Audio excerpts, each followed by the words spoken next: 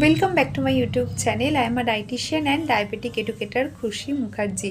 আজ যে বিষয়টা নিয়ে বলবো সেটা হলো বর্ষাকাল।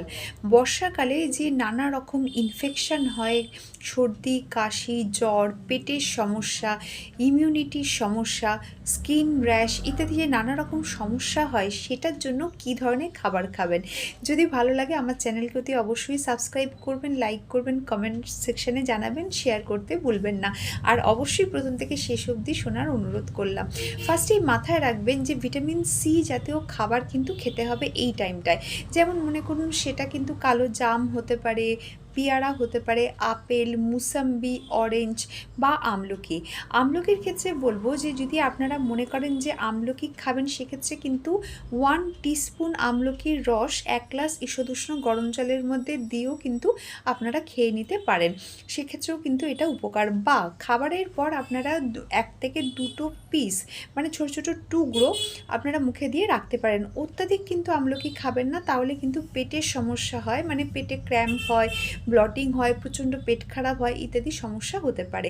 সেকেন্ড যে পয়েন্টটা মাথায় রাখবেন সেটা হচ্ছে রান্নাঘরে যে কিছু সামগ্রী থাকে যেগুলো কিন্তু আমাদের ইমিউনিটি বুস্ট আপের জন্য ভীষণ জরুরি।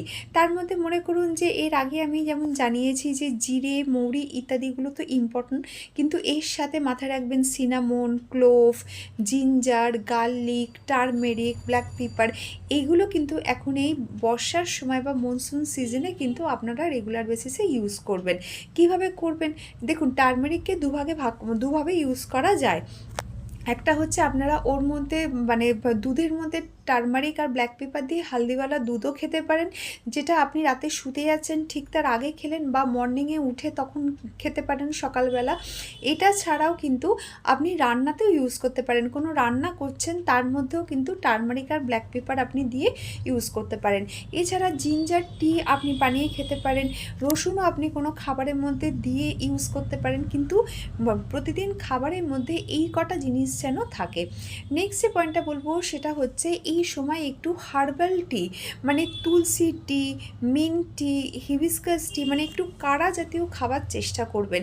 এটা কিন্তু এই সময় ভীষণ দরকার। মনে করুন তুলসী টি বা গ্রিন টি, যেটা কিনা ওয়েট লসের জন্য দরকার, ইমিউনিটি বুস্ট আপের জন্য দরকার, এটা কিন্তু এই সময় আপনাদের অনেক রকম ইনফেকশনের হাত থেকেও রক্ষা করবে।